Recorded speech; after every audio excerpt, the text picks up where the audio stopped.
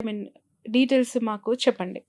First utmost hot seat Pithapuram. నిన్నటికి నిన్న పవన్ కళ్యాణ్ గారు అక్కడ వెళ్ళిన తర్వాత జరిగిన హైపు, అక్కడికొచ్చిన జనాలు, ఆ సమీకరణ చూసిన తర్వాత నా గెలుపు నల్లేరు మీద నడక అనే ఫీలింగ్‌లో ఆయన ఉన్నట్టు కనిపించింది. వంగ గీతకి, పవన్ కళ్యాణ్‌కి ఉన్న పాజిటివ్స్, నెగెటివ్స్ ఏంటి? ఎవరు గెలుస్తారక్కడ? ఇక్కడ పిఠాపురం అనేటువంటిది కర్మ పిపాక ప్రాంతం. అది హ్మ్. ఏ జ్యోతిష్యుడైనా కూడా ఆంధ్రప్రదేశ్లో ఎవరి జాతకాన్ని రాయాలన్నా, ఎవరి ఫలితాలు చెప్పాలన్నా హ్మ్. పిఠాపురంలో సూర్యోదయమైనటువంటి సూర్యోదయ సమయాన్నే ప్రామాణికంగా తీసుకునేటువంటి సాంప్రదాయ విధానం మొదటి నుంచి మనకు ఉంది. హ్మ్. అంటే కుంతి మాధవ స్వామి గుళ్ళో దేవాలయంలో గంట కొట్టితేనే, పిఠాపురంలో ఉన్నటువంటి కుక్కుటేశ్వర స్వామి దేవాలయంలో కోడిపుంజు శివలింగం మీద వెళ్ళి కొక్కరొక్కు అని అరిస్తేనే ఆంధ్రప్రదేశ్లో సూర్యోదయం అవుతుంది. ఓకే. ఇది చాలా మంది తెలియని రహస్యం. హ్మ్. కుంతీదేవికి మోక్షం పొందినటువంటి ప్రాంతం అది. ఓహ్! శ్రీకృష్ణుడు అడుగుతాడు, అత్తా నీకేం కావాలో కోరుకో అంటాడు. నాకు ఎప్పుడు కష్టాలే కావాలని కోరుకుంటుంది.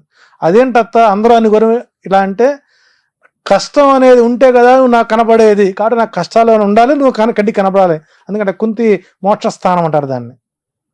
అందులో పాదగయ, గయా ప్రాంతం, కుక్కుటేశ్వర స్వామి చేత పురోహితిక అమ్మవారికి దివ్యస్థలం అది.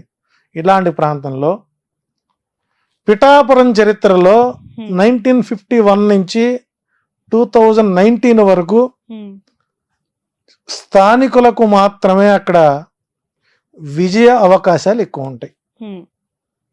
రెండోది, అక్కడ వంగా గీత గారి యొక్క జాతకంలో భాగ్యస్థానం, లాభస్థానం, రాజ్యస్థానాల్లో బలమైనటువంటి గ్రహం ఉండడం, ఆమె ఓపికకి, సహనానికి, ఆమె రాజకీయంగా ఎదిగినటువంటి చరిత్ర, చరిష్మా ఉన్న వ్యక్తి. అంతటి రాజశేఖర్ గారి హయాంలోనే ప్రజారాజ్యం పార్టీ నుంచి గెలిచిన వ్యక్తి. ఒక సామాన్య కార్యకర్తగా, ఒక జడ్పీటీసీ చైర్మన్గా మొదలైనటువంటి ఆమె ప్రహసనం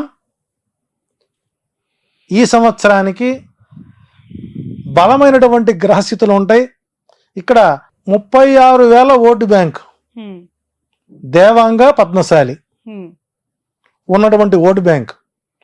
ఈ ఓట్ బ్యాంక్ మొత్తం కూడా ఈ 36,000 ఓటర్లు ఎవరైతే ఉన్నారో వంగా గీత గారిని తన తోబుట్టువుగా భావించేటువంటి స్వభావం కలిగినటువంటి వ్యవస్థ.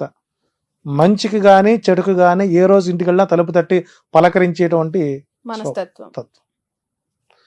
ఆమెను ఓడించడానికి పవన్ కళ్యాణ్ గారిని అక్కడ పెట్టడం, ఆయన కేవలం కాపు సామాజిక వర్గ ఓట్లను ఎంచుకోవడం, టోటల్గా అతనికి అది మైనస్.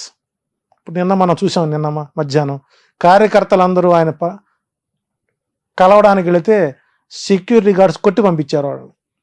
అంటే పవన్ కళ్యాణ్ పిఠాపురంలో గెలిస్తే పిఠాపురం సంబంధించినటువంటి అంశాలు ఏదైనా మాట్లాడాలంటే ఆయన హైదరాబాదు వారి ఫామ్ హౌస్లో కానీ లేదా షూటింగ్ సెట్లో కానీ పలకరించే అవకాశాలు ఉంటాయి.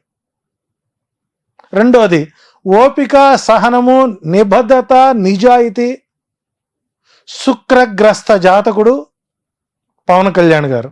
సో ఇక్కడ పవన్ కళ్యాణ్ గారికి అక్కడ తిరిగి మరలా గడ్డు కాలమే గోచరిస్తోంది. ఏదన్నా మిరాకిల్ జరిగితే తప్ప ఆయనకి అక్కడ ఓటమైతే మాత్రం, గెలుపైతే మాత్రం నల్లేరుపై బండి నడకగా సాగదు, అది ముళ్ళ బాటగానే మారుతుంది. ఇది సినిమాలో ఒక్క ఛాన్స్ అన్నట్టుగా బతిమలాడుకోవడం. అంటే ఆ వ్యక్తికి, ఎదుటి వారికి నమస్కారం ఎలా పెట్టాలో కూడా మనం నేర్పాల్సిన పరిస్థితి ఏర్పడిపోయింది. ఎల్లంగా ఒకే ఒక మాట, ప్రచారం మొదటి రోజే చూసారా పిఠాపురం రోడ్లు ఎలా ఉన్నాయో, గత పాలకులు మరంతకుముందు వర్మగారి పరిపాలన చేశారు, పెండం దొరబాబు పనిచేశాడు, చేశారు కదా.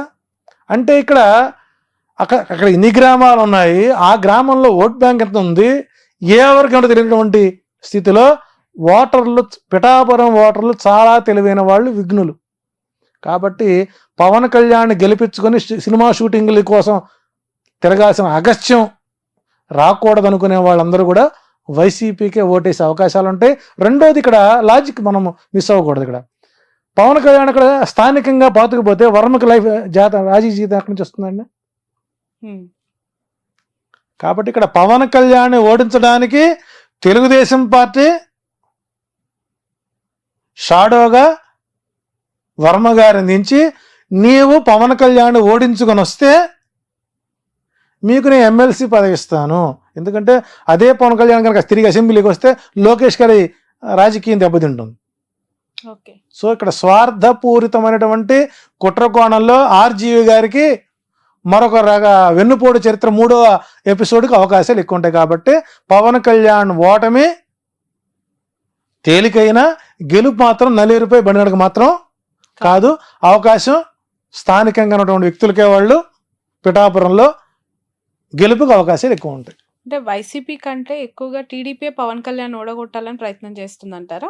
21 స్థానాలు ఎక్కడైతే జనసేన పోటీ చేస్తుందో ఆ 21 చోట్ల కూడా తెలుగుదేశం క్యాడరు జనసేనకు ఓటెయ్యదు.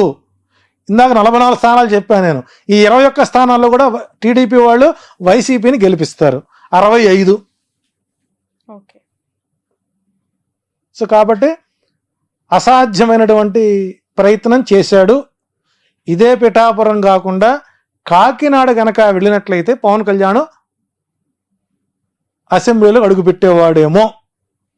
సో ఏదైనా సరే ఆయన రాజకీయ చరిత్ర ఎలక్షన్ అయిన తర్వాత జనసేన ఆంధ్రప్రదేశ్లో కనుమరుగయ్యే అవకాశం ఉంది.